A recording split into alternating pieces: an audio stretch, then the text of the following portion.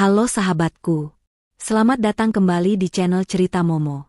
Kali ini Momo punya kisah spesial yang bakal bikin kalian campur aduk. Siap-siap ya, karena cerita ini isinya paket lengkap. Ada emosi, ada gregetan sama kelakuan mertua dan ipar yang gak tahu diri, tapi tenang aja, endingnya bakal bikin kalian puas banget. Bayangin, suami main tala karena harta, ujung-ujungnya malah nyesel seumur hidup pas tahu siapa bos barunya. Penasaran kan? Tapi sebelum kita masuk ke drama serunya, yuk dukung channel Cerita Momo dulu dengan cara tekan tombol like dan subscribe sekarang juga. Jangan lupa juga buat absen di kolom komentar ya. Tulis nama kalian, asal kota, dan ketik kata, hadir. Momo pengen sapa-sapa dulu nih sahabat Momo yang setia dari berbagai kota. Oke, kalau sudah absen, kencangkan sabuk pengaman emosi kalian. Yuk, kita mulai ceritanya. Suasana di ruang kerja pengacara tua itu terasa begitu hening, hanya terdengar suara detak jam dinding yang seolah menghitung setiap detik kesedihan Melisa. Di hadapannya, Pak Burhan, sahabat mendiang ayahnya, menatap Melisa dengan tatapan iba sekaligus serius. Tumpukan berkas tebal tergeletak di meja kayu jati yang kokoh. Melisa masih belum percaya, ayahnya yang selama ini hidup sederhana, yang selalu mengajarkannya untuk berhemat dan tidak neko-neko, ternyata menyimpan rahasia sebesar ini. Pak Burhan baru saja membacakan wasiat yang membuat kepala Melisa pening. Bukan hanya rumah tua tempat ia dibesarkan, tetapi ada aset likuid senilai 70 miliar rupiah yang kini resmi menjadi miliknya sebagai ahli waris tunggal. Melisa gemetar, bukan karena bahagia, tapi karena takut. Uang sebanyak itu adalah tanggung jawab yang berat. Apalagi ia tahu betul bagaimana sifat suami dan keluarga mertuanya terhadap uang. Dengan langkah gontai, Melisa pulang ke rumah kontrakannya yang sempit.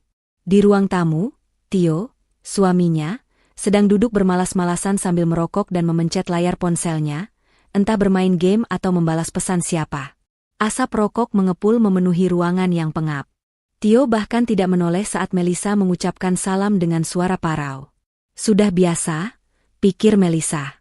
Sejak menikah 3 tahun lalu, Tio memang berubah. Kehangatan saat pacaran dulu lenyap berganti dengan sikap dingin dan tuntutan yang tak ada habisnya. Tio selalu merasa gaji Melisa sebagai guru honorer terlalu kecil. Sementara Tio sendiri sering gonta-ganti pekerjaan karena tidak betah diatur atasan. Melisa duduk di samping suaminya dengan hati-hati. Dia butuh teman bicara, dia butuh sandaran. Ayahnya baru saja pergi, dan kejutan warisan ini membuatnya bingung. Dengan suara pelan, Melisa mulai bercerita. Dia memberitahu Tio bahwa dia baru saja bertemu Pak Burhan. Awalnya Tio hanya bergumam tidak jelas. Matanya tak lepas dari layar ponsel. Namun, begitu kalimat 70 miliar rupiah keluar dari bibir Melisa, gerakan jempol Tio terhenti seketika. Hening mencekam selama beberapa detik. Tio perlahan menoleh, menatap Melisa dengan mata terbelalak, seolah memastikan telinganya tidak salah dengar. Rokok di selipan jarinya bahkan hampir jatuh membakar karpet. Sikap Tio berubah 180 derajat dalam hitungan detik. Ponselnya dilempar begitu saja ke sofa. Dia langsung memegang kedua bahu Melisa, menatap wajah istrinya dengan tatapan yang mendadak penuh cinta, tatapan yang sudah lama hilang. Suaranya yang tadi ketus kini berubah menjadi sangat lembut, bahkan terdengar dibuat-buat. Dia bertanya berkali-kali apakah itu benar, apakah uang itu sudah cair, dan di mana uang itu sekarang. Melisa yang polos hanya mengangguk lemah, mengatakan bahwa proses administrasi sedang berjalan dan uang itu aman. Seketika itu juga, Tio langsung memeluk Melisa erat-erat. Bukan pelukan yang menenangkan, tapi pelukan yang terasa menyesakan karena penuh nafsu keserakahan. Tanpa membuang waktu, Tio langsung mengambil ponselnya kembali. Bukan untuk menghibur Melisa, tapi untuk menelepon ibunya, Bu Rumi. Dengan suara bersemangat yang tidak bisa disembunyikan, Tio menyuruh ibunya dan adiknya, Adinda, untuk segera datang ke rumah kontrakan mereka. Tio bilang ada kabar maha penting yang akan mengubah hidup mereka selamanya. Melisa hanya diam memperhatikan tingkah suaminya. Ada rasa nyeri di dadanya. Saat dia berduka kehilangan ayah, suaminya justru terlihat seperti orang yang baru menang lotre. Tidak sampai 1 jam, suara klakson motor terdengar nyaring di depan rumah. Bu Rumi dan Adinda datang dengan tergesa-gesa. Wajah mereka penuh tanya. Bu Rumi, Wanita parubaya yang selalu tampil dengan bedak tebal dan perhiasan imitasi yang mencolok, langsung masuk tanpa mengetuk pintu. Di belakangnya, Adinda, adik ipar Melisa yang kerjanya hanya nongkrong dan belanja online, mengikuti dengan wajah masam karena merasa waktunya terganggu. Namun, wajah masam itu sirnas ketika saat Tio membocorkan rahasia besar itu. Mata Bu Rumi langsung berbinar, lebih terang dari lampu neon di ruang tamu itu. Mulutnya menganga tak percaya, lalu senyum lebar merekah di wajahnya. Dia langsung menghambur ke arah Melisa, memeluk menantunya itu dengan erat, sesuatu yang belum pernah dia lakukan selama ini. Biasanya, Bu Rumi hanya akan menyapa Melisa kalau mau meminjam uang atau menyuruh Melisa masak. Tapi kali ini, dia memanggil Melisa dengan sebutan, menantu kesayangan ibu. Adinda pun tak mau kalah, dia langsung duduk di sebelah Melisa, memijat-mijat lengan Melisa sambil memuji-muji kulit Melisa yang katanya semakin cerah, padahal baru kemarin dia mengejek Melisa dekil. Di ruang tamu sempit itu, drama kemunafikan dimulai. Bu Rumi mulai berceramah panjang lebar tentang bagaimana uang sebanyak itu harus dikelola oleh laki-laki, yaitu Tio, agar aman. Dia bilang Melisa sebagai wanita tidak akan paham mengurus aset sebesar itu. Adinda mulai menyela dengan angan-angannya, membayangkan liburan ke luar negeri, dan membeli tas-tas bermerek yang selama ini hanya bisa dia lihat di layar Instagram. Mereka seolah lupa bahwa uang itu adalah peninggalan dari ayah Melisa yang baru saja meninggal. Tidak ada satupun ucapan bela sungkawa yang tulus keluar dari mulut mereka. Yang ada hanya rencana, tuntutan, dan bayangan hidup mewah. Melisa menatap satu persatu wajah orang-orang di hadapannya ini. Suami yang tiba-tiba romantis, ibu mertua yang mendadak perhatian, dan adik ipar yang tiba-tiba manis. Jauh di lubuk hatinya, Melisa sadar. Topeng mereka telah terbuka. Mereka bukan peduli padanya, mereka hanya peduli pada angka 0 yang berderet di rekening warisan ayahnya. Melisa merasa sendirian di tengah keramaian suara tawa mereka yang merencanakan masa depan dengan uang ayahnya. Namun, dia memilih diam untuk saat ini. Dia ingin melihat sejauh mana keserakahan akan membawa mereka. Di balik diamnya, Melisa meremas ujung bajunya kuat-kuat, menahan air mata yang ingin tumpah. Ini baru permulaan, dan Melisa tahu, hidupnya tidak akan pernah sama lagi setelah hari ini. Matahari belum tinggi, tapi keriuhan sudah pecah di ruang tamu mungil Melisa. Pagi itu, aroma nasi goreng yang biasanya menenangkan kini kalah oleh aroma keserakahan yang menguar dari tingkah laku keluarga suaminya. Bu Rumi sudah duduk manis di sofa dengan kaki disilang, tangannya sibuk membolak-balik lembaran brosur mengkilap yang entah didapatnya dari mana. Di sebelahnya, Adinda sibuk dengan ponsel pintarnya, senyum-senyum sendiri melihat galeri foto mobil-mobil mewah di internet. Tio, yang biasanya masih mendengkur di jam segini, sudah segar bugar, duduk di antara ibu dan adiknya seolah menjadi pemimpin sidang pembagian harta rampasan perang. Melisa yang baru selesai mencuci piring sisa sarapan dipanggil untuk duduk. Bukan diajak bicara baik-baik, melainkan untuk mendengarkan daftar titah yang harus segera ia penuhi begitu uang warisan itu cair. Tanpa basa-basi, Bu Rumi menyodorkan sebuah brosur perumahan elit di kawasan strategis kota. Jari telunjuknya yang dihiasi cincin emas palsu mengetuk-ngetuk gambar sebuah rumah 2 lantai bergaya Eropa klasik. Dengan nada bicara yang tidak mau dibantah, Bu Rumi mengatakan bahwa rumah itulah yang ia impikan untuk masa tuanya. Ia beralasan bahwa rumah kontrakannya yang sekarang terlalu sempit dan lembab, membuat rematiknya sering kambuh. Namun, yang membuat dada Melisa sesak bukan hanya permintaan rumah mewah itu, melainkan syarat tambahannya. Bu Rumi meminta sertifikat rumah itu harus langsung atas nama dirinya, bukan atas nama Melisa ataupun Tio. Alasannya klise, agar ia merasa tenang dan dihargai sebagai orang tua. Padahal, harga rumah yang ditunjuk itu saja sudah memakan hampir 1/4 dari total warisan yang bahkan belum ada di tangan Melisa.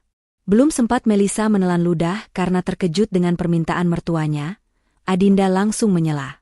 Dengan gaya manja yang dibuat-buat, gadis itu merengek pada kakaknya, lalu beralih menatap Melisa. Adinda mengeluh bosan naik motor butut kemana-mana, kulitnya jadi kusam kena debu jalanan, dan ia malu sering diejek teman-teman nongkrongnya yang rata-rata sudah membawa mobil sendiri. Ia menyodorkan layar ponselnya tepat ke wajah Melisa, memperlihatkan gambar sebuah mobil sport berwarna merah menyala keluaran terbaru. Harganya fantastis untuk ukuran seorang pengangguran yang uang pulsanya saja masih minta pada kakaknya. Adinda berdalih bahwa mobil itu akan menaikkan derajat keluarga mereka, supaya tidak dipandang sebelah mata lagi oleh tetangga. Melissa mencoba membuka mulut, ingin menjelaskan bahwa uang 70 miliar itu belum cair. Ia juga ingin mengingatkan bahwa ada prosedur hukum dan pajak yang harus diselesaikan, dan itu memakan waktu. Lagi pula, itu adalah uang peninggalan ayahnya yang merupakan hasil kerja keras seumur hidup, bukan uang kaget yang bisa dihamburkan dalam sekejap. Namun, suara lirih Melissa langsung tenggelam oleh suara bariton Tio. Bukannya membela istrinya atau memberi pengertian pada ibu dan adiknya untuk bersabar, Tio justru menekan Melissa. Wajahnya yang kemarin malam sempat manis, kini kembali terlihat kaku dan menuntut. Tio mulai mengeluarkan jurus manipulatifnya. Ia berbicara tentang kewajiban seorang istri solehah yang harus memuliakan suami dan keluarganya. Menurut Tio, rezeki istri adalah rezeki suami juga, dan membahagiakan mertua adalah kunci surga. Ia menyudutkan Melissa dengan kalimat-kalimat yang membuat Melissa merasa bersalah jika menolak. Tio berkata bahwa selama ini ibunya sudah menderita membesarkannya, jadi wajar jika sekarang saatnya memetik hasil. Ia seolah lupa bahwa yang punya uang adalah ayah Melissa, bukan hasil keringat Tio. Tio bahkan dengan entengnya berkata bahwa daftar permintaan ibu dan adiknya itu masih wajar dan tidak seberapa dibandingkan total warisan yang didapat Melissa. Suasana semakin memanas ketika Melissa masih diam saja, tidak langsung mengiyakan. Bu Rumi mulai mendengus kesal, menyindir Melissa sebagai menantu pelit dan perhitungan. Ia mengungkit-ungkit masakan Melissa yang katanya kurang bumbu, atau cara Melissa menyetrika baju Tio yang kurang rapi, seolah mencari-cari kesalahan untuk membenarkan tuntutannya. Adinda pun ikut memanasi suasana dengan mengatakan bahwa kalau Melissa sayang pada Tio, seharusnya Melissa tidak berpikir dua kali untuk membelikan apa yang mereka minta. Melissa merasa dikeroyok di rumahnya sendiri. Ia merasa seperti sapi perah yang siap diperas susunya sampai habis. Lalu mungkin akan dibuang begitu saja jika sudah kering. Pagi itu, Melissa menyadari satu hal yang menyakitkan. Di mata mereka, Melissa bukan lagi manusia yang punya perasaan, bukan lagi istri atau menantu yang harus dihormati. Di mata mereka, Melissa hanyalah sebuah brankas berjalan, sebuah mesin ATM yang kuncinya sedang mereka paksa untuk dibuka. Tio terus mendesak, meminta Melissa berjanji saat itu juga untuk menuruti semua keinginan mereka begitu uang masuk rekening. Melissa menatap mata suaminya, mencari sisa-sisa cinta atau setidaknya rasa malu, tapi nihil. Yang ada hanya kilatan nafsu duniawi yang begitu besar. Melissa hanya bisa mengangguk pelan untuk meredakan situasi, sebuah anggukan terpaksa yang menyimpan bom waktu di dalam dadanya. Malam itu, meja makan kayu yang biasanya sepi kini penuh sesak dengan berbagai hidangan lezat. Tio rupanya sengaja memesan makanan dari restoran mahal menggunakan kartu kreditnya. Sangat yakin bahwa tagihan itu akan lunas dalam sekejap begitu uang warisan Melissa cair. Bu Rumi makan dengan lahap sambil sesekali membenarkan letak serbet di lehernya, sementara Adinda sibuk memotret makanan untuk dipamerkan di media sosial dengan keterangan, makan malam keluarga Sultan. Melissa hanya mengaduk-aduk nasinya, selera makannya hilang melihat tingkah laku mereka yang seolah sedang merayakan kemenangan di atas duka kematian ayahnya. Di tengah denting sendok dan garpu, Bu Rumi tiba-tiba berdeham keras, meminta perhatian. Ia meletakkan sendoknya dan menatap Melissa tajam. Pertanyaan yang ditakutkan Melissa akhirnya keluar juga. Ibu mertuanya itu menagih janji, mendesak kepastian kapan uang 70 miliar itu masuk rekening, karena ia sudah tidak sabar ingin segera pamer ke tetangga soal rumah barunya. Adinda pun ikut menimpali, bertanya warna mobil apa yang bagus untuknya nanti. Tio hanya diam sambil tersenyum simpul, menunggu jawaban memuaskan dari istrinya. Melissa menarik napas panjang. Ia meletakkan sendoknya perlahan. Ia tahu ini saatnya. Dengan suara yang tenang namun tegas, Melissa mengangkat wajahnya menatap mereka satu persatu. Ia mengatakan bahwa ia sudah memikirkan semuanya matang-matang. Melissa menegaskan bahwa uang warisan ayah adalah amanah untuk investasi masa depan dan modal usaha, bukan untuk dihambur-hamburkan membeli aset konsumtif seperti rumah mewah ataupun mobil sport yang tidak mendesak. Melissa dengan berani menolak mencairkan uang itu untuk memenuhi daftar keinginan mereka. Suasana di meja makan seketika berubah mencekam. Senyum di wajah Tio lenyap, berganti dengan raut merah pada menahan amarah. Bu Rumi langsung menggebrak meja hingga gelas air bergetar. Wanita parubaya itu berdiri, menunjuk wajah Melisa dengan telunjuk gemetar karena emosi. Caci maki mulai keluar dari mulutnya. Ia menyebut Melisa sebagai menantu durhaka, pelit, dan tidak tahu balas budi. Ia mengungkit-ungkit bahwa selama ini Melisa menumpang hidup pada anaknya, padahal kenyataannya gaji Melisa sering terpakai untuk menutupi kebutuhan dapur saat Tio malas bekerja. Adinda ikut memanasi suasana, menyebut Melisa egois dan ingin menikmati uang itu sendirian. Tio, yang merasa harga dirinya sebagai kepala keluarga diinjak-injak karena penolakan istrinya, ikut berdiri. Ia membentak Melisa dengan suara menggelegar.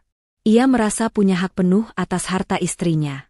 Baginya, penolakan Melisa adalah bentuk pembangkangan yang tidak bisa ditoleransi. Tio memaksa Melisa untuk mengubah keputusannya saat itu juga, atau Melisa akan menyesal.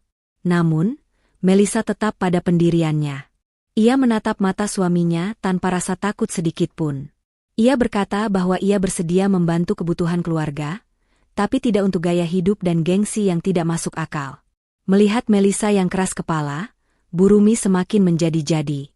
Ia mendekati Tio, membisikkan hasutan jahat tepat di telinga anaknya. Ia berkata bahwa buat apa mempertahankan istri yang pelit dan tidak mau berbakti pada mertua. Bu Rumi dengan lantang berkata, "Ceraikan saja dia, Tio. Masih banyak wanita cantik dan kaya di luar sana yang mau sama kamu. Biar dia tahu rasa hidup menjanda, pasti nanti dia yang bakal ngemis-ngemis minta balik sama kita." Kata-kata ibunya seperti bensin yang disiramkan ke api amarah Tio. Tanpa berpikir panjang, didorong oleh ego yang terluka dan keyakinan bodoh bahwa Melisa tidak akan bisa hidup tanpanya, Tio menatap Melisa dengan tatapan penuh kebencian. Ruang makan itu menjadi saksi bisu saat kalimat keramat itu meluncur deras dari mulut Tio. Dengan lantang dan penuh penekanan, Tio menjatuhkan talak 3 kepada Melisa saat itu juga. Ia mengusir Melisa, mengatakan bahwa mulai detik ini Melisa haram baginya dan harus angkat kaki dari rumah itu. Hening seketika. Bu Rumi dan Adinda tersenyum puas, merasa menang. Mereka berpikir gertakan ini akan membuat Melisa menangis, bersujud di kaki Tio, dan akhirnya menyerahkan semua uangnya demi tidak dicerai. Namun, reaksi Melisa di luar dugaan mereka. Tidak ada air mata, tidak ada raungan histeris. Melisa justru tersenyum tipis, senyum yang mengandung arti kelegaan luar biasa. Beban berat di pundaknya seolah terangkat. Tanpa mengucapkan sepatah kata pembelaan, Melisa berdiri dari kursinya. Ia berjalan tenang menuju kamar tidur, mengambil koper besar, dan mulai memasukkan pakaian-pakaiannya seadanya. Tio yang melihat itu dari ambang pintu kamar mulai merasa sedikit goyah, tapi gengsinya terlalu tinggi untuk menarik ucapan. Ia yakin ini hanya drama Melisa. Hanya butuh 10 menit bagi Melisa untuk berkemas. Ia menyeret kopernya keluar, melewati Tio, Bu Rumi, dan Adinda yang masih duduk di meja makan dengan wajah angkuh. Di depan pintu, Melisa berhenti sejenak, menoleh ke arah mantan suaminya itu. Ia mengucapkan terima kasih dengan nada datar, lalu melangkah keluar menembus malam yang dingin. Pintu tertutup perlahan, memisahkan Melisa dari para benalu yang selama ini menggerogoti hidupnya. Talak 3 itu, bagi Melisa, bukanlah akhir dunia, melainkan tiket emas menuju kebebasan yang sesungguhnya. Kepergian Melisa malam itu bukannya menyisakan kesedihan atau penyesalan, justru disambut seperti perayaan kemerdekaan oleh penghuni rumah kontrakan itu. Tio kembali duduk di meja makan dengan napas yang masih memburu sisa emosi, namun wajahnya perlahan menyeratkan kepuasan. Bu Rumi langsung menepuk-nepuk punggung putranya dengan bangga, memuji tindakan Tio sebagai langkah laki-laki sejati yang tidak mau diinjak-injak oleh istri. Bagi Bu Rumi, Melisa hanyalah benalu yang kebetulan beruntung mendapatkan warisan, dan sekarang benalu itu sudah berhasil dibuang. Mereka yakin seyakin-yakinnya bahwa Melisa hanya menggertak. Dalam pikiran sempit mereka, Melisa yang sebatang kara dan selama ini terlihat penurut tidak mungkin berani hidup sendirian di kota besar tanpa perlindungan Tio. Adinda mengambilkan segelas air dingin untuk kakaknya sambil terkekeh sinis. Gadis itu berkata bahwa paling lambat besok pagi, Melisa pasti akan datang sambil menangis, memohon-mohon untuk dimaafkan dan rujuk kembali. Mereka tertawa membayangkan skenario itu, membayangkan betapa nikmatnya nanti melihat Melisa berlutut menyerahkan semua asetnya demi status istri Tio kembali. Tidak ada sedikit pun kekhawatiran di benak mereka. Ego mereka sudah melambung terlalu tinggi, menutupi akal sehat. Makanan mewah yang sempat terabaikan di meja kini mereka santap kembali dengan lahap, seolah merayakan kemenangan besar melawan musuh yang tangguh, padahal musuh mereka hanyalah seorang wanita yang selama ini mereka tindas. Di tengah suasana euforia itu, Burumi mulai mengeluarkan teori hukum jalanannya yang menyesatkan. Dengan gaya sok tahu, wanita parubaya itu meyakinkan Tio bahwa meskipun mereka bercerai, Tio tetap berhak atas harta Melisa. Burumi berdalih soal harta Gonogini. Menurut logika bengkoknya, karena warisan itu didapat saat Melisa masih berstatus istri sah Tio, maka uang 70 miliar itu otomatis menjadi harta bersama yang harus dibagi dua, atau bahkan lebih besar bagiannya untuk suami sebagai kepala keluarga. Tio yang buta hukum mengangguk-angguk setuju. Matanya kembali berbinar membayangkan nominal uang yang akan masuk ke kantongnya tanpa perlu bekerja keras. Ia merasa berada di atas angin, yakin bahwa pengadilan agama pasti akan memihaknya. Keyakinan semu itulah yang menjadi awal petaka baru bagi mereka. Merasa sudah pasti akan menjadi miliarder dalam waktu dekat, Tio mulai kehilangan kendali atas nalarnya. Malam itu juga, ia membuka aplikasi pinjaman online di ponselnya. Dengan percaya diri, Tio mengajukan pinjaman dengan limit maksimal di beberapa aplikasi sekaligus. Ia berpikir, bunga tinggi bukan masalah, toh sebentar lagi dia akan punya uang bermiliar-miliar untuk melunasinya dalam sekali bayar. Uang pinjaman cair dalam hitungan menit, menambah rasa jumawa di dada Tio. Melihat saldo rekening Tio bertambah dari hasil hutang, Adinda langsung merengek minta dibelanjakan barang-barang branded di toko online yang sudah lama mengendap di keranjang belanjanya. Tanpa pikir panjang, Tio menyetujui. Ia membelikan adiknya tas dan sepatu mahal, serta memesan tiket liburan untuk akhir pekan nanti. Burumi pun tak mau ketinggalan. Ia meminta Tio mentransfer sejumlah uang untuk membeli perhiasan emas baru besok pagi di pasar, supaya bisa dipamerkan saat arisan ibu-ibu kompleks lusa. Tio menuruti semua permintaan itu bak Raja Minyak yang dermawan, padahal uang yang dihamburkan adalah uang panas yang akan mencekik lehernya sendiri. Malam semakin larut, namun rumah kontrakan itu masih riuh dengan rencana-rencana besar mereka. Mereka menyusun strategi untuk menekan Melisa. Tio berencana akan menyewa pengacara, bukan untuk mempertahankan rumah tangganya, tapi untuk memastikan ia mendapatkan bagian terbesar dari kue warisan itu. Mereka bahkan sudah membagi-bagi pos pengeluaran, renovasi rumah ibunya di kampung, membeli mobil sport untuk Adinda, dan modal Tio untuk bergaya seperti eksekutif muda.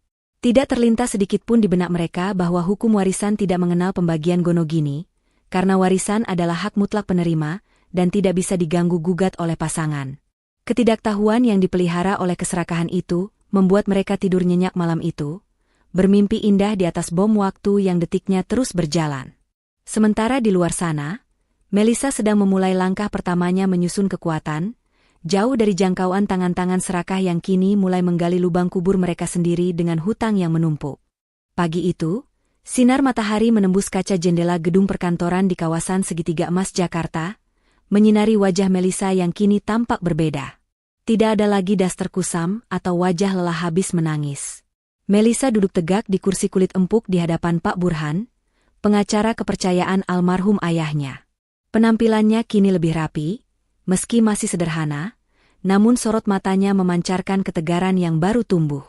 Di meja, terhampar dokumen-dokumen penting yang jauh lebih rumit daripada sekadar sertifikat deposito bank yang kemarin sempat ia ceritakan pada Tio. Pak Burhan tersenyum bijak, lalu mulai membuka lembaran rahasia yang selama ini dijaga ketat oleh mendiang ayah Melisa. Pengacara tua itu menjelaskan bahwa uang tunai 70 miliar itu hanyalah puncak gunung es. Aset sesungguhnya terletak pada portofolio investasi yang tersebar di beberapa sektor. Namun, ada satu berkas tebal bersampul merah yang ditarik Pak Burhan ke hadapan Melisa. Dengan nada serius, Pak Burhan menjelaskan bahwa ayah Melisa adalah salah satu pemegang saham prioritas di sebuah grup perusahaan manufaktur besar. Perusahaan itu belakangan ini sedang goyah, dililit hutang manajemen lama, dan terancam gulung tikar jika tidak ada suntikan dana segar atau akuisisi dari investor baru. Jantung Melisa berdegup kencang saat membaca nama perusahaan yang tertulis di kop surat dokumen itu, PT Gemilang Sentosa. Nama itu begitu akrab di telinganya. Itu adalah tempat Tio bekerja selama 5 tahun terakhir.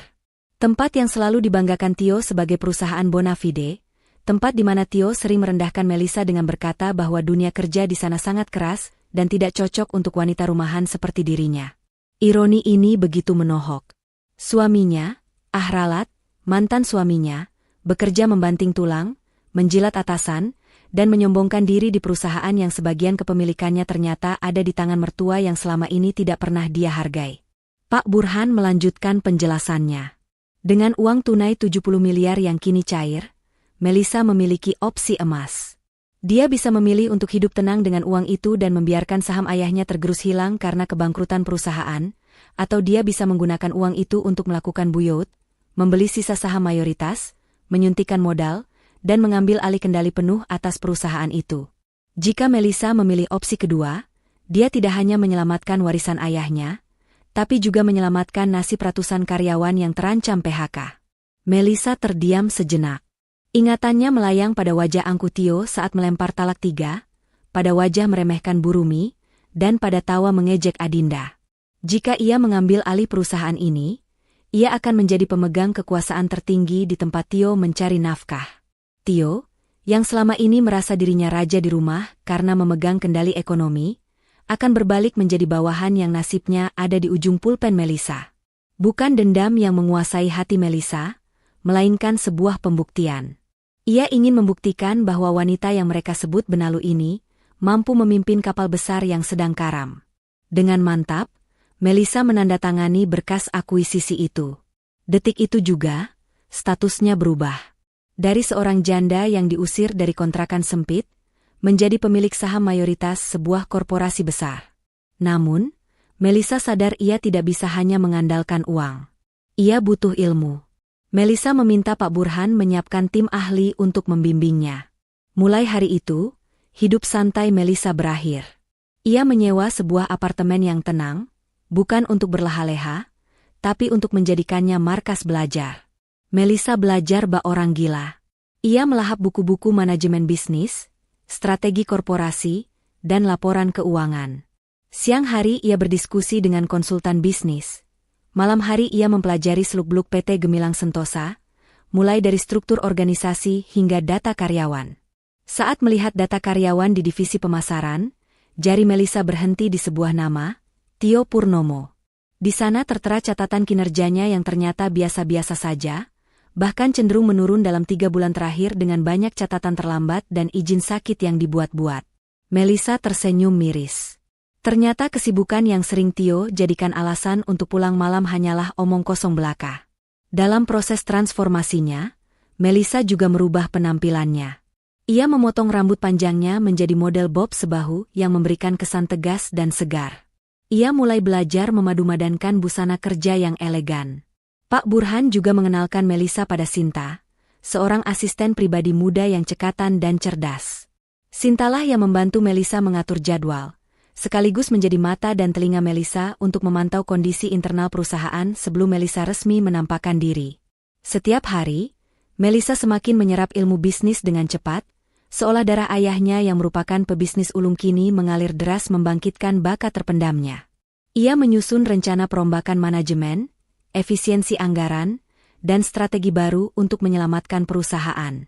Di apartemen mewahnya, Melissa berdiri menatap langit Jakarta yang mulai gelap.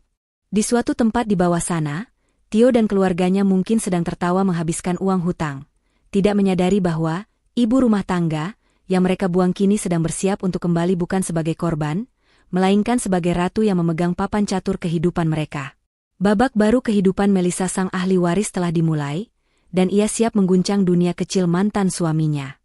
2 bulan telah berlalu sejak malam dramatis itu, dan suasana di rumah kontrakan Tio kini berbanding terbalik dengan sorak-sorai kemenangan yang sempat mereka rayakan. Rumah yang dulunya selalu rapi, bersih, dan wangi berkat tangan cekatan Melissa, kini berubah rupa menjadi kapal pecah. Tumpukan piring kotor menggunung di wastafel, dikerubungi lalat karena sudah 3 hari tidak dicuci. Lantai yang biasanya kinclong kini berdebu dan lengket. Keranjang pakaian kotor meluap hingga tumpah ke lantai, menyebarkan bau apek ke seluruh penjuru ruangan.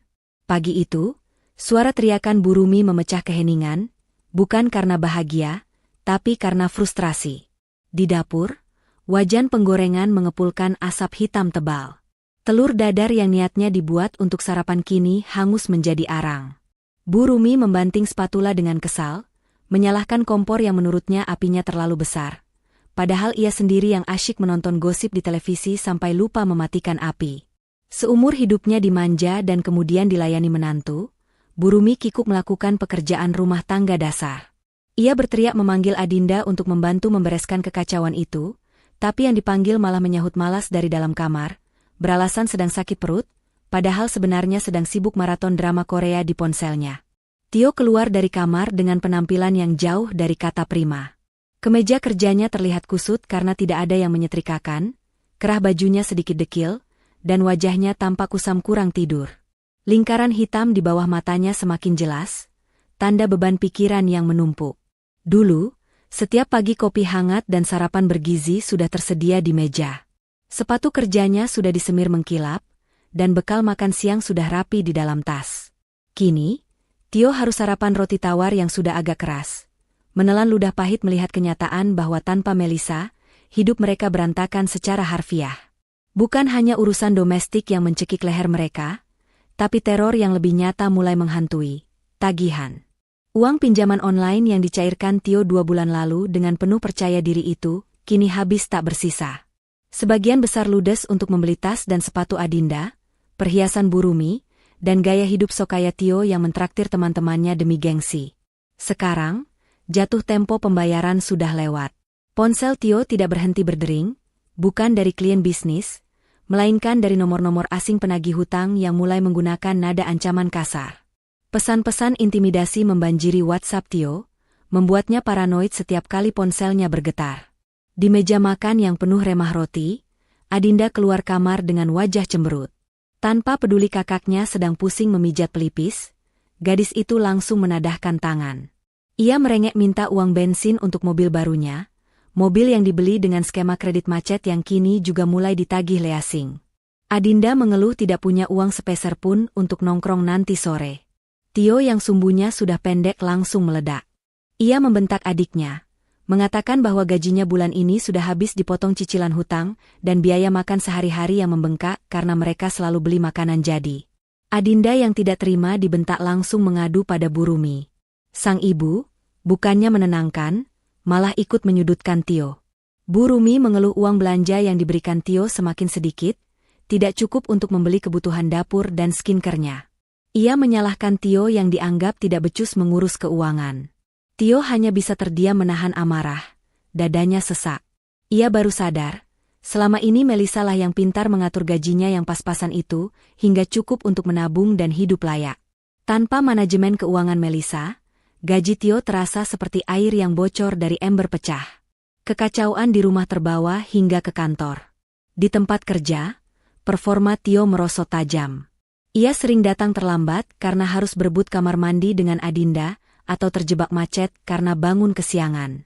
Di meja kerjanya, Tio sering melamun, memikirkan bagaimana cara menutup lubang hutang yang semakin menganga. Laporan-laporan pekerjaannya banyak yang salah ketik dan datanya tidak akurat. Beberapa kali ia ditegur keras oleh manajernya di depan rekan-rekan kerja, membuat harga dirinya semakin terkoyak. Rekan-rekan kerjanya mulai berbisik-bisik melihat perubahan Tio yang dulu rapi dan sombong, kini lusuh dan sering terlihat cemas. Di tengah keputusasaan itu, Tio teringat satu-satunya jalan keluar instan, Melisa. Tio berpikir, mungkin sudah saatnya ia menurunkan sedikit gengsinya untuk menghubungi mantan istrinya itu. Ia yakin Melisa pasti masih mencintainya dan mau membantu melunasi hutang-hutangnya, atau setidaknya membagi sedikit uang warisan itu. Dengan tangan gemetar, Tio mencoba menelepon nomor Melisa. Namun, jawaban operator seluler yang dingin menyambut telinganya, nomor yang Anda tuju sedang tidak aktif atau berada di luar jangkauan. Tio mencoba lagi, dan lagi. Ia mencoba mengirim pesan WhatsApp, tapi hanya centang satu kelabu yang muncul. Foto profil Melisa sudah hilang. Ia diblokir total. Kepanikan mulai merayapi Tio.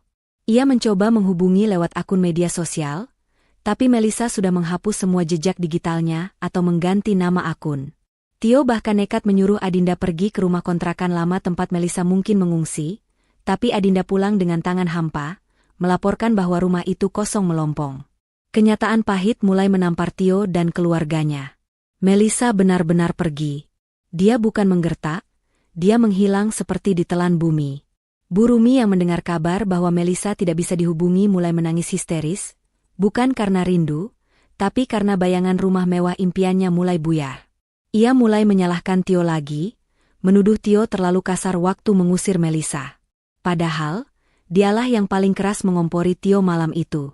Di ruang tamu yang berantakan itu, 3 manusia serakah itu kini saling menyalahkan, terperangkap dalam jerat kemiskinan yang mereka buat sendiri, sementara bayang-bayang debt collector semakin mendekat di depan pintu pagar. Mereka mulai sadar, tanpa Melissa, mereka hanyalah parasit yang kehilangan inangnya.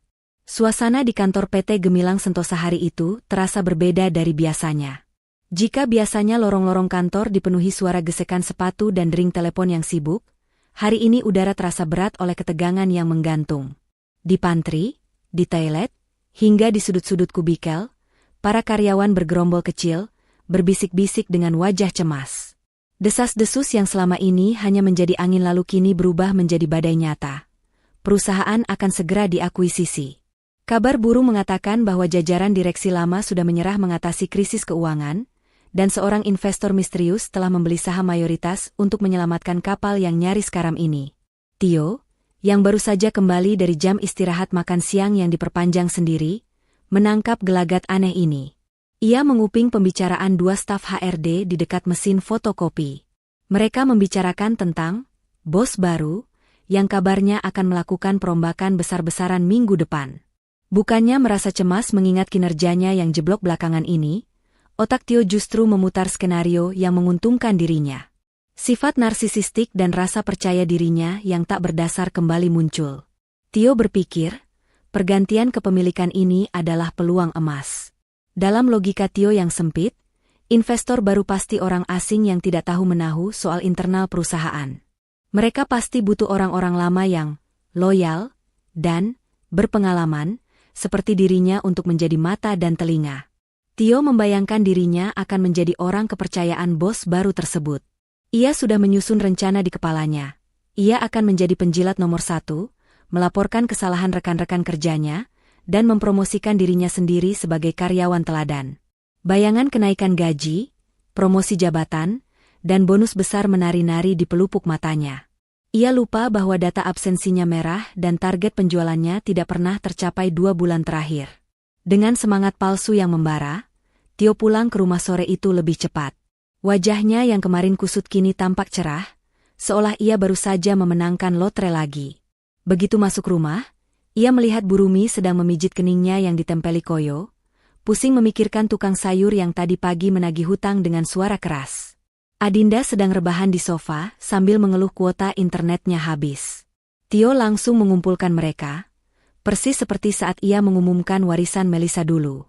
Dengan nada bicara yang meyakinkan, Tio menceritakan tentang akuisisi perusahaan.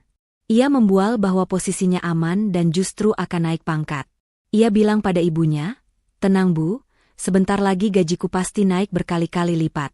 Bos baru pasti butuh orang senior kayak Tio.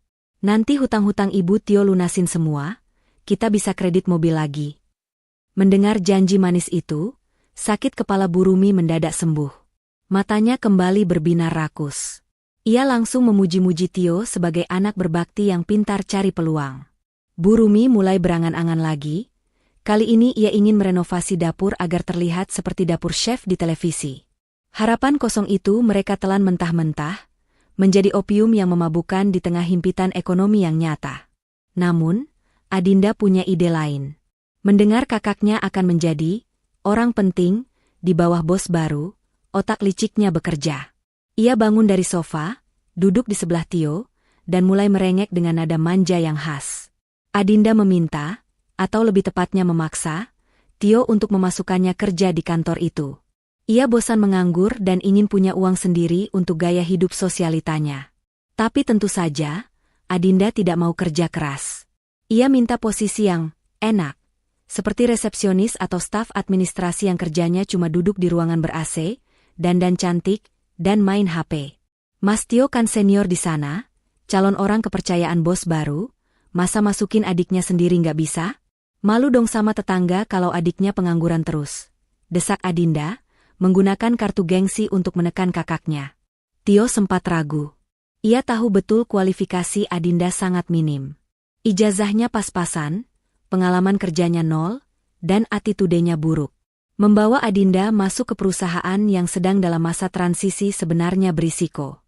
Tapi, pujian ibunya dan egonya yang sedang melambung membuat Tio mengangguk setuju. Ia merasa punya kuasa. Gampang itu, Din. Besok kamu kasih CV kamu ke Mas. Nanti Mas titipin langsung ke orang dalam HRD. Bilang aja kamu adiknya Pak Tio, pasti langsung diterima. Apalagi nanti bos barunya belum kenal siapa-siapa, kita bisa atur. Malam itu, Adinda sibuk mematut diri di depan cermin, mencoba baju-baju kerja bekas yang ia beli di thrift shop online, membayangkan dirinya menjadi wanita karir yang mempesona para pria di kantor kakaknya. Bu Rumi sibuk menghitung berapa gaji Tio dan Adinda jika digabung, tersenyum membayangkan pundi-pundi uang. Tio tidur dengan senyum menyeringai, yakin masa depannya cerah.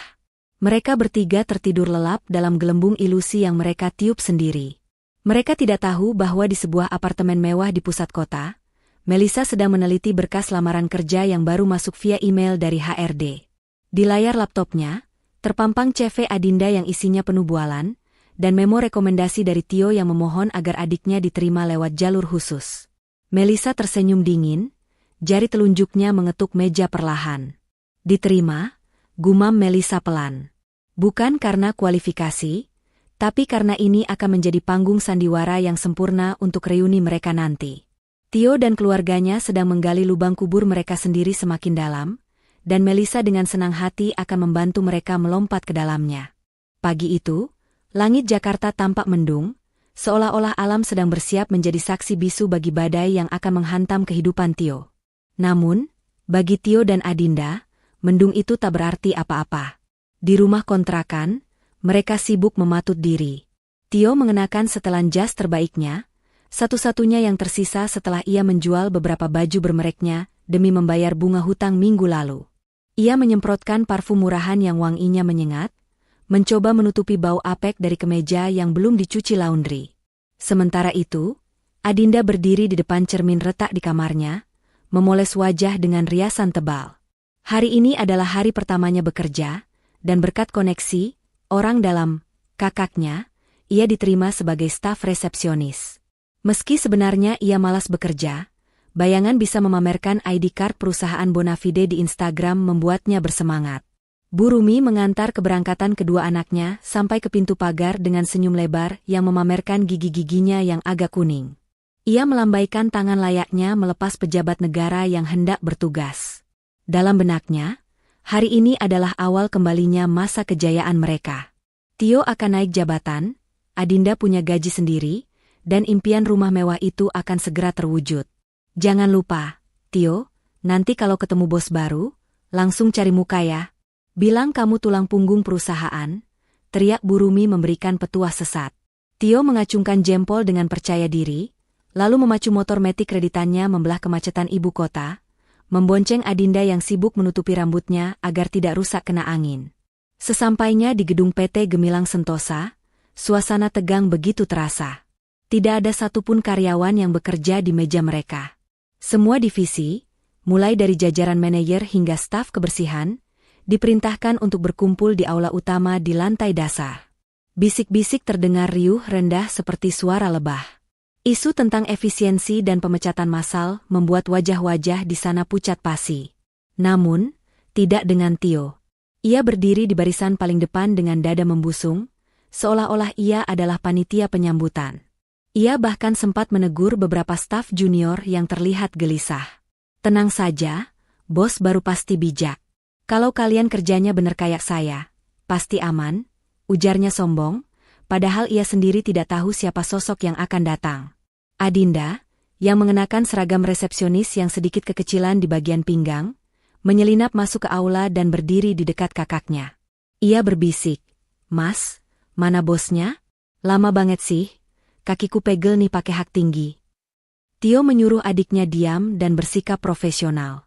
Tio merasa momen ini adalah panggungnya. Ia yakin, begitu bos baru masuk, Ia akan menjadi orang pertama yang menyambut dan memperkenalkan diri sebagai karyawan paling senior dan loyal. Tiba-tiba, lampu aula meredup sedikit, memusatkan cahaya ke arah podium. Pintu samping terbuka, dan keluarlah seorang pria parubaya yang membawa map tebal. Mata Tio menyipit. Ia merasa familiar dengan wajah itu. Detik berikutnya, jantungnya seakan berhenti berdetak. Itu Pak Burhan, pengacara almarhum ayah Melisa. Tio ingat betul wajah pria tua yang membacakan wasiat 70 miliar itu. Keringat dingin mulai merembes di pelipis Tio. Kenapa pengacara itu ada di sini? Pikiran buruk mulai merayap, tapi Tio menepisnya cepat-cepat. Mungkin dia cuma perwakilan hukum investor. Batin Tio menenangkan diri. Pak Burhan berdiri di podium, mengetuk mikrofon pelan. Hening seketika. Selamat pagi rekan-rekan semua, suara Pak Burhan bergema, berwibawa. Seperti yang kalian tahu, perusahaan ini nyaris kolaps. Namun, hari ini saya membawa kabar baik. Ada seorang investor tunggal yang telah mengambil alih 100% saham perusahaan dan menyuntikkan dana segar untuk menyelamatkan karir kalian semua. Tio menghela napas lega. Setidaknya perusahaannya selamat. Ia kembali tersenyum, siap memasang wajah paling manis. Tanpa berlama-lama lagi, lanjut Pak Burhan, suaranya meninggi. Mari kita sambut pemilik baru sekaligus Direktur Utama PT Gemilang Sentosa, Ibu Melisa Anggraini. Nama itu meledak di telinga Tio lebih keras dari suara petir. Waktu seolah berhenti. Tio mematung, mulutnya menganga lebar, matanya melotot nyaris keluar. Di sebelahnya, Adinda menutup mulut dengan kedua tangannya, matanya terbelalak horor. Belum sempat otak mereka memproses kejutan itu, pintu utama aula terbuka lebar secara otomatis. Langkah kaki terdengar tegas. Tak tak tak. Bunyi sepatu hak tinggi mahal memecah keheningan. Sosok itu masuk. Bukan Melisa yang dulu memakai daster lusuh dengan rambut diikat karet gelang. Di hadapan ratusan karyawan itu, berjalan seorang wanita muda yang mempesona. Melisa mengenakan setelan blazer navy blue berpotongan tegas yang membalut tubuhnya dengan elegan. Rambut model bobnya yang hitam berkilau bergoyang lembut seiring langkahnya yang penuh percaya diri. Di belakangnya, Sinta sang asisten dan dua orang pengawal berjalan tegap mengiringi. Aura kekuasaan memancar begitu kuat darinya, membuat siapapun yang melihatnya akan menunduk segan. Melisa berjalan membelah kerumunan karyawan yang otomatis menyingkir memberi jalan. Ia tidak menoleh ke kiri atau kanan. Pandangannya lurus tajam ke depan, menuju podium. Saat ia melewati barisan depan, langkahnya melambat sedikit. Ia menoleh ke samping, tepat ke arah Tio yang berdiri seperti patung batu yang retak. Tio gemetar hebat. Lututnya lemas. Ia ingin bicara, ingin memanggil nama istrinya, tapi suaranya tercekat di tenggorokan. Sosok di depannya ini begitu asing, begitu tinggi, dan begitu tak tersentuh. Melisa menatap Tio selama 2 detik, 2 detik yang terasa seperti 2 abad bagi Tio. Tatapan itu dingin, menusuk, dan tak ada sedikit pun rasa rindu di sana. Hanya ada tatapan seorang ratu yang melihat rakyat jelata yang pernah mengkhianatinya. Melisa kemudian mengalihkan pandangannya ke Adinda yang sudah pucat seperti mayat hidup. Sudut bibir Melisa terangkat sedikit, membentuk senyum miring yang mengerikan. Tanpa berkata apa-apa, Melisa kembali melangkah naik ke podium. Ia berdiri di sana, menatap ratusan pasang mata yang menatapnya kagum sekaligus takut. Selamat pagi. Suara Melisa terdengar jernih dan tegas melalui pengeras suara, berbeda jauh dengan suara lirih yang dulu sering memohon uang belanja pada Tio.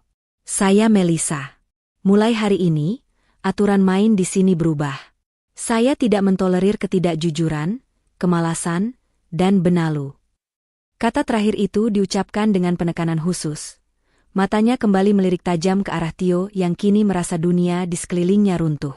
Di tengah aula yang dingin ber-AC itu, Tio bermandikan keringat dingin, menyadari bahwa mimpi buruknya baru saja dimulai. Sang istri yang ia buang seperti sampah, kini kembali sebagai penguasa yang memegang nasib hidup dan matinya. Suasana aula utama itu mendadak senyap, hanya terdengar dengung halus dari mesin pendingin ruangan yang seolah membekukan ketegangan di udara. Melisa duduk dengan anggun di kursi yang telah disiapkan di atas podium, membuka map tebal berbahan kulit dengan gerakan perlahan yang penuh intimidasi. Di sampingnya, Sinta dengan sigap menghubungkan laptop ke proyektor utama. Cahaya terang menembak ke layar raksasa di belakang Melissa, menampilkan tulisan besar yang membuat nyali ratusan karyawan menciut, evaluasi efisiensi integritas SDM. Perusahaan ini bukan yayasan amal. Suara Melissa bergema jernih melalui pengeras suara, nadanya datar namun setiap katanya tajam menghunus. Manajemen lama mungkin membiarkan ketidakkompetenan merajalela, tapi di bawah pimpinan saya, kita bicara soal data dan fakta. Hari ini, kita akan melakukan audit terbuka. Agar kalian semua paham standar apa yang saya terapkan. Melissa menatap lurus ke arah barisan depan, matanya berhenti tepat pada sosok Adinda yang berdiri gelisah di samping Tio. Gadis itu mencoba tersenyum, sebuah senyuman kaku yang dipaksakan, berharap statusnya sebagai mantan adik ipar akan memberinya tiket emas.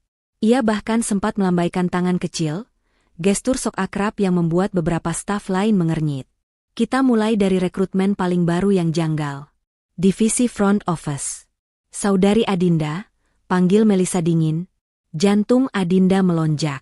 Dengan langkah canggung, ia maju mendekati podium, suara hak sepatunya terdengar berisik memecah keheningan. Iya, Mbak Bu Melissa. Saya siap kerja, Bu. Saya kan. Diam. Potong Melissa tegas. Ia tidak menatap Adinda, melainkan menatap layar tablet di tangannya. Sinta, bacakan data rekrutmennya. Sinta membaca dengan suara lantang yang bisa didengar seluruh ruangan. Adinda Putri. Masuk minggu lalu tanpa melalui psikotes, wawancara, ataupun tes administrasi. Tidak memiliki kualifikasi yang sesuai. Catatan kehadiran, 3 hari kerja, 2 kali terlambat lebih dari 1 jam. Laporan CCTV menunjukkan 70% jam kerja dihabiskan bermain ponsel dan bersuah foto di area lobi saat tamu menunggu. Gumaman riuh terdengar dari barisan belakang. Wajah Adinda merah padam, antara malu dan marah. Ia mencoba membela diri, menoleh panik ke arah Tio. Tapi kan Mas Tio yang masukin aku. Mas Tio bilang aman kok. Saya tidak peduli siapa, orang dalam, kamu. Sela Melissa, matanya kini menatap Adinda tajam.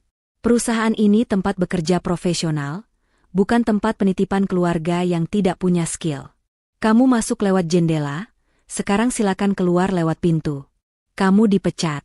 Security, tolong antar dia keluar area gedung sekarang juga. Adinda ternganga tak percaya.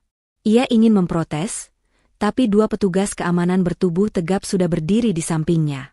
Dengan air mata yang mulai tumpah karena malu luar biasa, Adinda digiring keluar aula, meninggalkan jejak drama yang memalukan dan suara isak tangis yang perlahan menjauh. Kini, giliran Tio. Pria itu berdiri kaku seperti patung, keringat dingin membasahi kemeja di balik jasnya yang mulai terasa sesak.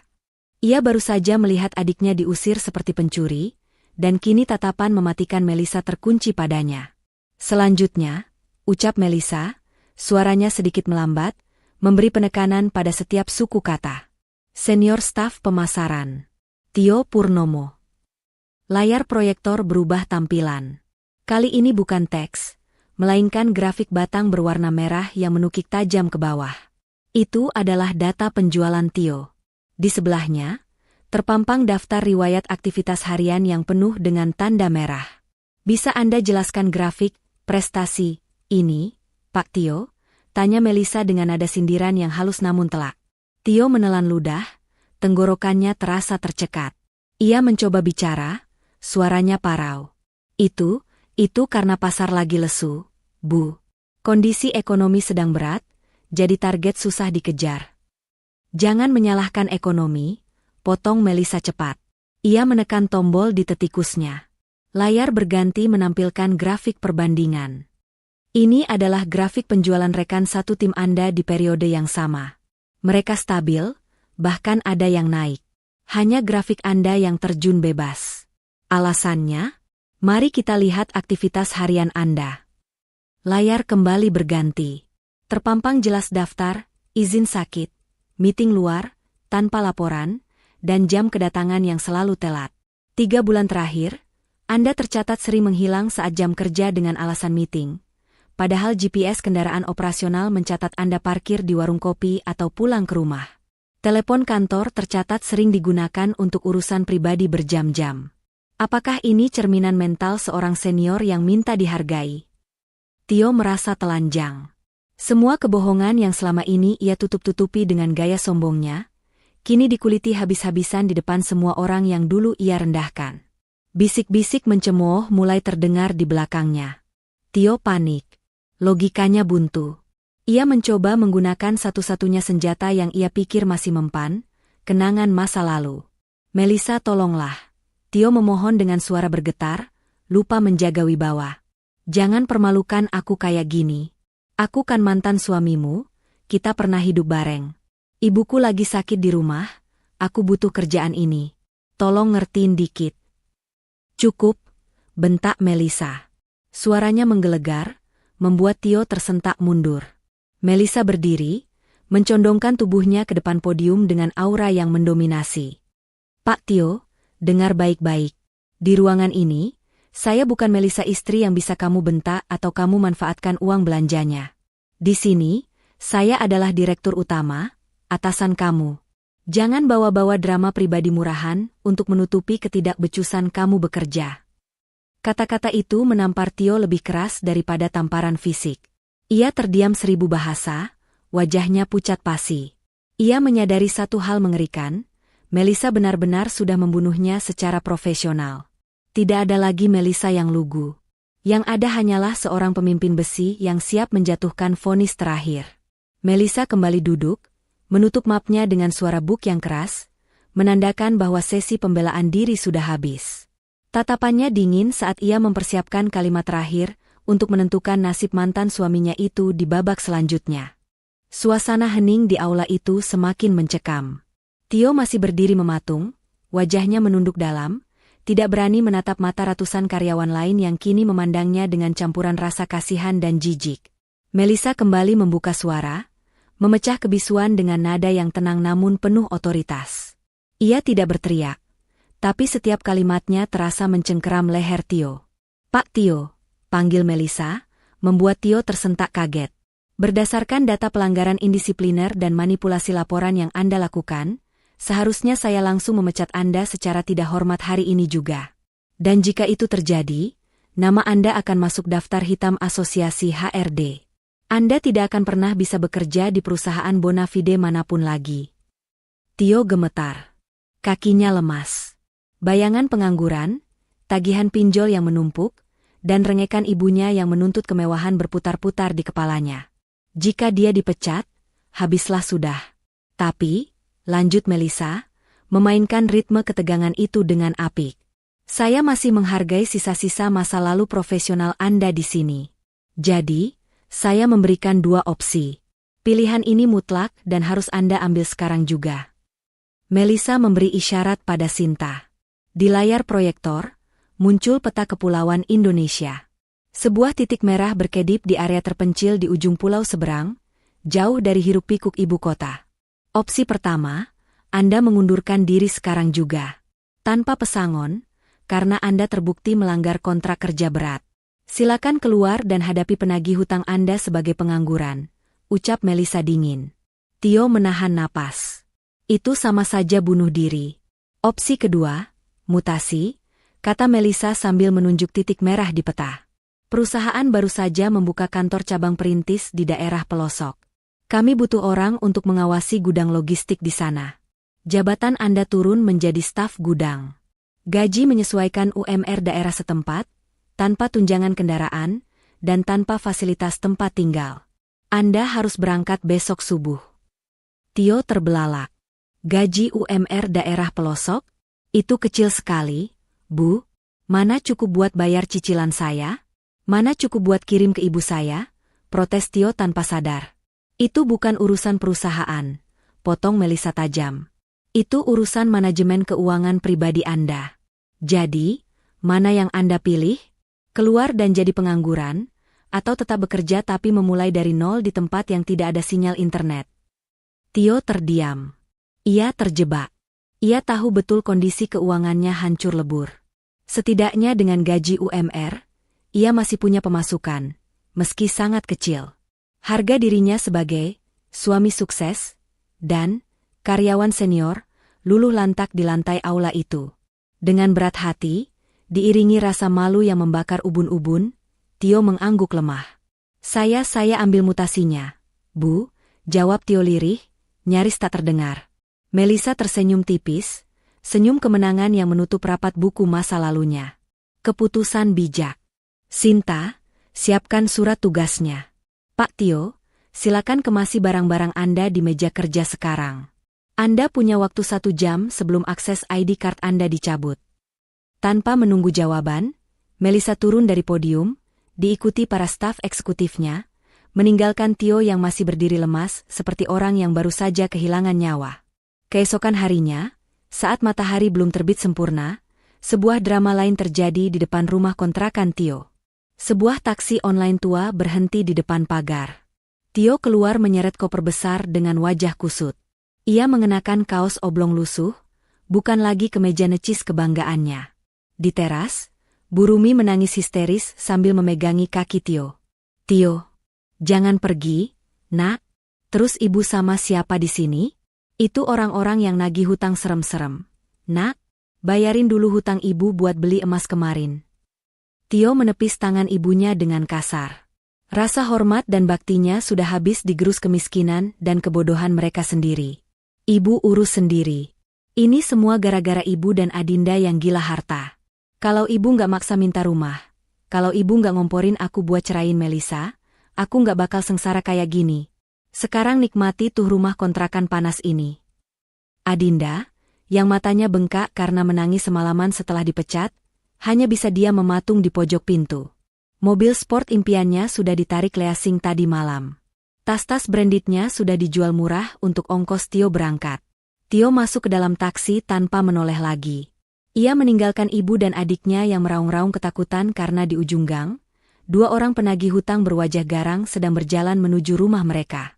Tio memejamkan mata, air mata penyesalan menetes. Ia membayangkan Melisa. Andai saja ia bersyukur. Andai saja ia tidak serakah. Sementara itu, di lantai teratas gedung PT Gemilang Sentosa, Melisa berdiri di balik dinding kaca raksasa, menatap pemandangan kota Jakarta yang mulai sibuk. Di tangannya secangkir teh hangat. Ia melihat ke bawah, ke jalan raya yang macet. Ia tahu di salah satu kendaraan di bawah sana, ada mantan suaminya yang sedang menuju ke pembuangan. Tidak ada rasa dendam yang tersisa, hanya rasa lega yang luar biasa. Melisa menghirup napas panjang, lalu tersenyum menatap pantulan dirinya di kaca. Cantik, mandiri, dan bebas. Ia bukan lagi benalu. Ia adalah wanita yang berhasil mematahkan sayap-sayap serakah yang mencoba terbang dengan uangnya.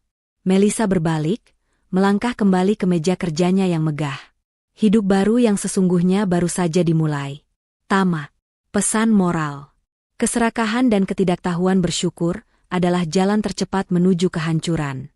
Hargailah pasanganmu saat ia masih ada di sisimu, karena rezeki seorang suami seringkali titipan Tuhan melalui doa dan kesabaran istrinya. Ketika kesetiaan dibalas dengan pengkhianatan demi harta, bersiaplah kehilangan segalanya, termasuk harga diri.